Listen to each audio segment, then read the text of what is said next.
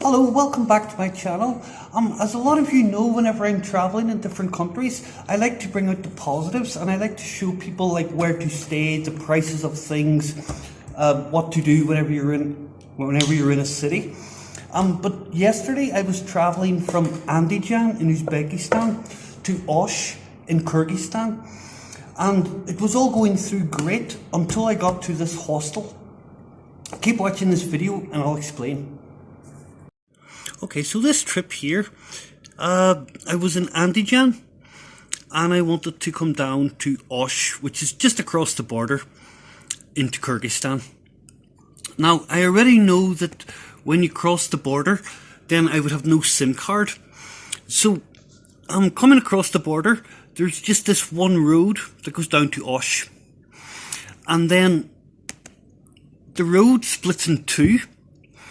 And I chose this hostel because it was really close and it would be easy for me to navigate. Pretty simple. Yeah, I just get that road there. Whenever I come off the main road, all I do is turn left and here's the hostel, which would be pretty easy to find. And that was the plan anyway. And here is the confirmation. I booked my room $10.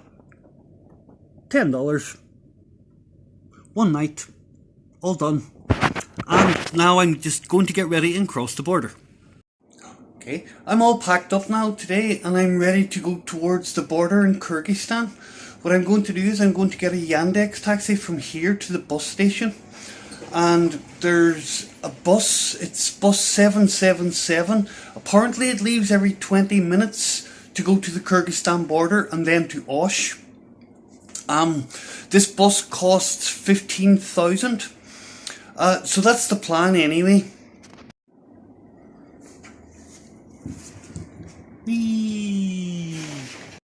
Okay, a bit of a twist in events here. Like the taxi man, he just said no, he's not taking me to the bus station. He wants to drive me to the border in Kyrgyzstan. After a while, we actually agreed on a price. And he's a nice guy and he speaks English. So he's going to drive me to the border. So, next stop, border.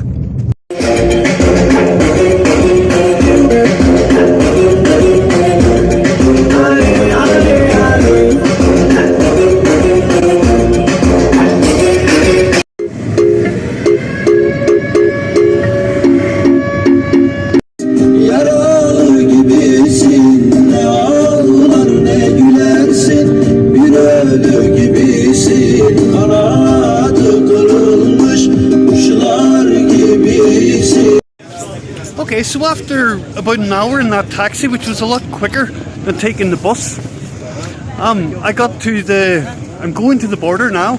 I got to the gates and I realised I was actually going as if I was in a car. And basically you have to go through this little market here on the left hand side, and then there's a door that way. So that's the way I'm going. Let's see. Okay, this is the door I have to go through now to get into the border in Kyrgyzstan. It was actually through that market. It's only a 2-minute walk through it. So next stop, Kyrgyzstan. Okay, getting out of the Uzbek border was actually pretty easy. The guys all said goodbye and thank you and all of that. When I got to the Tajik side, it was only a 5-minute walk. Like, there was a huge queue, but yeah, they were just looking at passports and just stumping everybody through, so it was super quick. Until they got to me, they were like, Irlandia, Irlandia, and I'm like, yes, yes, yes. And yeah, after a few minutes, like, you know, he just stamped it and said, welcome to Kyrgyzstan. So now I'm in Kyrgyzstan. Brilliant. I'm well pleased. Now what I have to do is try and find a place where I can change money. So I can try and find myself a taxi to my hotel. But yep, that's me in Kyrgyzstan. Okay, just at the other side of the border, there's loads of places here doing currency exchange. I just changed my Soms. I don't know what it's worth. I'll have to check it whenever I get home to my hotel. But now I'm looking for a bus or a masutka, the little small buses, to Osh. So that's me sorted. I've also just figured out that my Uzbek SIM card is still working. So maybe I can just order a Yandex taxi. Because with the Yandex taxi I'll know the price even before I order the taxi. But as far as I know, in a taxi it's like 7 minutes down the road, or it's over an hour walking. So let's see what happens. Okay, taxi from the border cost 180 Somani, and the taxi man was really cool. He actually gave me his phone number and said if I need anything to just get in contact. He dropped me off right outside the hostel, which was pretty good. I couldn't have found this by myself. But yeah, here's my room. Well, 4 beds. I don't know if it's a private room or anything. The girl doesn't speak English, she was using her translator. But every room has a bathroom and shower as well. No air conditioning. It's a bit of a bum. But yeah, beds look clean. There's little lockers here. Someone's suitcase. Okay. But yeah, I made it. Brilliant. I'm well pleased. Okay, seem to be having a bit of an issue with this place here. On booking.com I confirmed for $10 a night, but now whenever I get here, she's trying to get $16 off me. Also the lady doesn't really speak English, so it was really difficult to try and explain. But I did it like with showing her the confirmation on booking.com, and then she had to call the boss and all this here kind of thing. And we agreed that I would leave and go to another hostel that actually, you know, I pay the price that's actually agreed. So just as I was packing my bags and getting everything ready, the lady comes back into the room and says that they will honour the confirmation price of $10 for one night. Not a very good start. I'm not very impressed with that. But they said like, yeah, it's booking.com, and I'm not too sure about that. But anyway, look at the view. That's Osh. And there's the big famous mountain. So I'm actually quite close to it. Quite nice. I might take a wee hike up there in the next few days. Okay, just standing outside the hostel. I'm thinking about going and doing a little bit of shopping or something. Like, yeah. Lots of shopping to be done in there anyway. Whoop whoop. Okay, this place actually has a little terrace where you can sit and chill, which is actually quite nice. You know, I could be here for a little drink later on. Let's go see if we can find the kitchen. Okay, now down at the other end of the hall, the last room on the left is actually a kitchen. I didn't know where it was. I had to go downstairs and ask the lady. Lovely little place. Also looks like a new TV they have. Brilliant.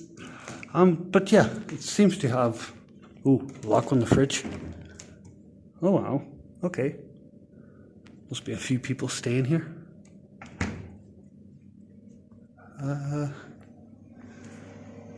Little place to wash your dishes. Cool.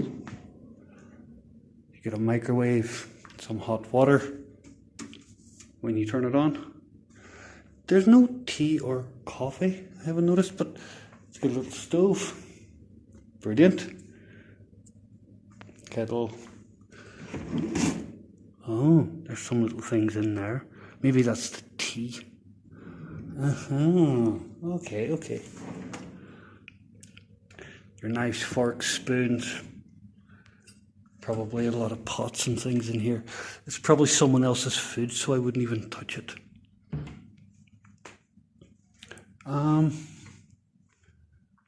get a few little books, chessboard in there. Some kind of game. Oh, it's like a Connect 4 kind of idea. Something like that. The kitchen's actually really beautiful. Yeah, right. Okay. Seems to have everything you need. Now, After about 2 hours of going back and forth with like the person in the hotel and then another person on the telephone trying to like say I'm not paying this like $16-17 whatever it was, that was all sorted and I thought it was good until I came back in at night time. There was another person working at the desk, another lady. And whenever I walked in, she knew I was a foreigner. And she's all, Damien. And I'm like, yes. And she's all, money. And I'm like, look, I've already fixed this problem. And again, she couldn't speak English. And of course, I don't speak Russian. But they started me again whenever I had already agreed. And they said that they would honour the price of what Booking.com had confirmed for me. And this girl started me again. I was very, very quick to tell her, look, this is all sorted and leave me alone. Thank you very much for watching my video. I hope you enjoyed it. Don't forget to give me a like and a subscribe, and I'll see you on the next video. Take care.